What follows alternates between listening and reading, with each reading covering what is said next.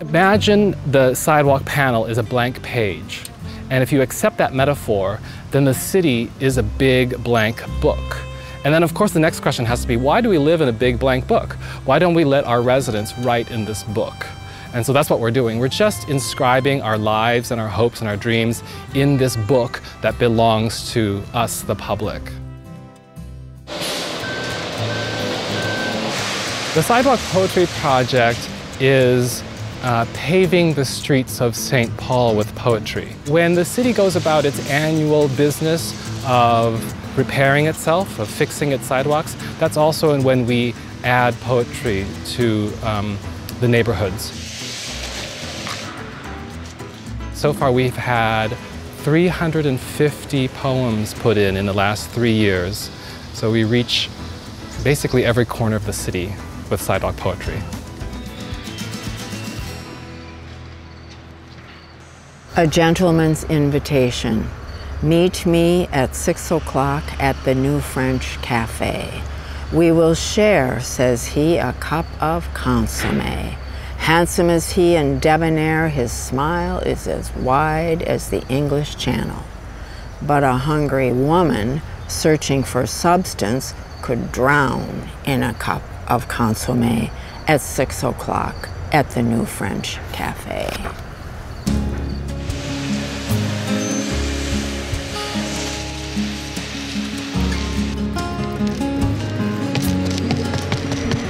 Every year we hold a poetry contest. That's a citywide contest for any resident of St. Paul. Last year we had 800 poems submitted and we could only choose 5, so it's a very select group. We make them into stamps and then we go out with the construction crew. We basically piggyback onto their process and we put poetry, wherever they go. It's basically, it's a universal desire to stick your finger in wet concrete. I wanted to tell you the name of the street where I crashed my bicycle, got my best scar. Or how I went walking at sunrise to see dawn's great evacuation of stars. There must be some method when two people meet to explain to each other who we really are.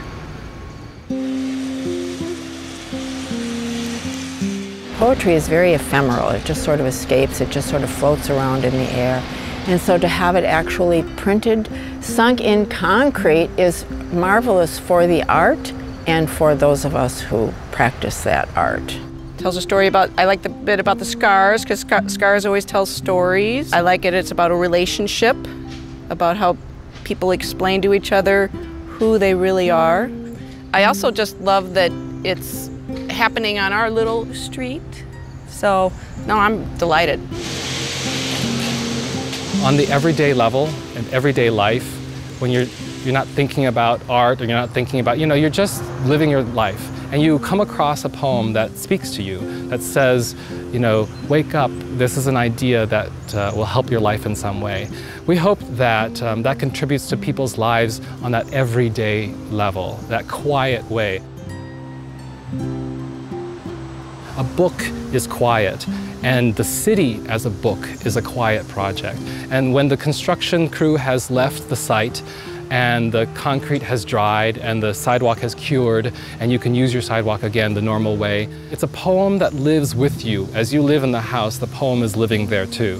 When I found out that my poem was going to be in the sidewalk, I was really surprised because I didn't think it was that good, just something that I put for my writing assignment, but apparently other people really liked it a lot, so it got chosen and I was really happy. Origami bird, you have great long wings to fly. Why do you sit still? Minnesota Original is made possible by the Arts and Cultural Heritage Fund and the citizens of Minnesota.